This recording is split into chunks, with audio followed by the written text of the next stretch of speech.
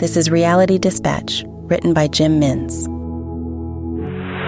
I remember my brother had to do the same thing when he was in the 8th grade.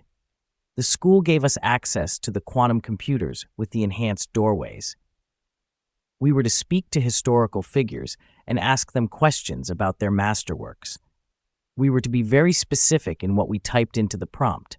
Otherwise, the parallel dimensions would extract out any old versions of the people we were searching for, and we'd be stuck with them for a week while we tried to get them to spill their beans for our essays. I wish I had listened to that part of the class when we were given this task.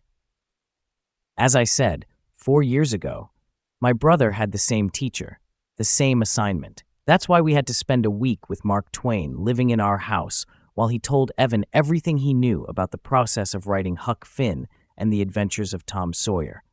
I remember that this particular version was keen to share his opinion on every literary work he had ever put pen to paper on.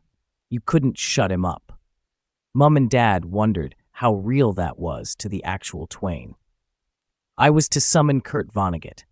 I had to read Slaughterhouse-Five, write up a list of interview questions, and use the quantum pod with the doorway to gain access to a Vonnegut nearest the one we had living on our Earth before he passed. Yeah, my prompt was basic. Get me Kurt Vonnegut, I said. The GPT thought about it for a moment. Then the doorway opened in the school computer lab, and out walked this disheveled elderly barat with an unclean full beard and googly eyes that looked like they hadn't slept in months. He smelt of bourbon and off milk. "What the hell do you want?" he demanded. "Tell me everything about Dresden, Slaughterhouse-Five. How did you write it? Why did you write it? How long did it take?" As you can see, I was hoping to get as much information out of this walking disaster as I could with one all-encompassing question. My plan then was to dump him at the nearest 24-hour bar with some pocket money for the duration that his doorway permitted him access to our world. "Slaughter what?" he shrieked. "Who the fuck are you? Where the fuck am I?" he yelled. "Just answer the questions, old man." "You answer mine, boy," he said through snarled, gritted teeth. He was as angry as a pit bull disturbed from a deep slumber. "Slaughter, House, 5, Dresden," I said, slowly but assertively. "Tell me about them." "I don't know what the hell you are talking about.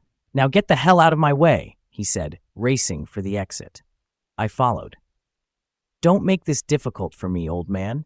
Just tell me the truth," I demanded. He just ignored me. He pounded out of the doors and made his way out of the school through the faculty car park. It dawned on me as I watched him, his bathrobe blowing in the afternoon breeze, that perhaps this version of Vonnegut had nothing to do with anything literary. He was just a drunkard, a nobody. "You ever serve in the war?" I yelled out to him. No reply. I went back to the computer and pretended that I had not just extracted a being against its will from a parallel universe with an incorrect prompt into the GPT, because that would be an automatic fail. This time I was careful and crafted my prompt accordingly. "Kurt Vonnegut, the writer," I said. "The author of Player Piano, Slaughterhouse-Five, Breakfast of Champions. I am aware of Kurt Vonnegut Jr., the GPT said in response. "Bring that version of him here," I requested. The doorway opened and out walked the one I had ordered. Turtleneck, frizzy hair, cigarette still burning in his right hand while clumps of ash had gathered on the collar of his shirt. He must have been reclining when I summoned him. "You were in Dresden?" I asked. "Yeah?" he said. He looked around. It took him a while. "Quantum computer?" he asked. "Yeah, summoned through a GPT in a doorway. I need you for a school project," I said. "You're the third one this year," he sighed. "The price of fame." So it goes. He was gone 3 hours later. He knew the passcodes to expedite the process of his stay. I guess he really was an expert. Saved me a lot of time and effort, too. I didn't need to ask him any questions. He jotted them all down on a legal pad with a biro, handed it to me, shook my hand, lit a smoke, and off he went, back through the doorway. I hadn't even read his book. I guess I better now. This legend just saved me. The following week, to the day, I sat at my desk, waiting for my name to be called. There were 3 speeches ahead of mine. The teacher decided we were to present our essays orally. I stared out the window into the faculty car park and spotted a lonesome figure strolling around, still disheveled, still unshaven, somehow looking dirtier than the week prior. I wondered what he had been up to in that time. He was wandering around, looking for an out, looking at the place he had arrived. Maybe the answer lay there? I couldn't help. Even if I wanted to. The coordinates for the GPT, where I had extracted him, had long gone. It was a punt.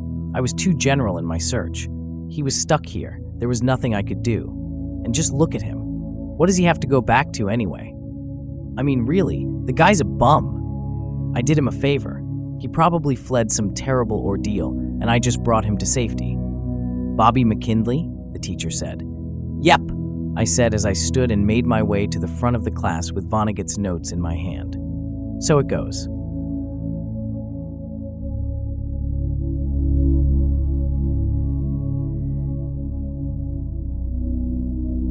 For more stories of fact-based fiction, head to jimmins.substack.com.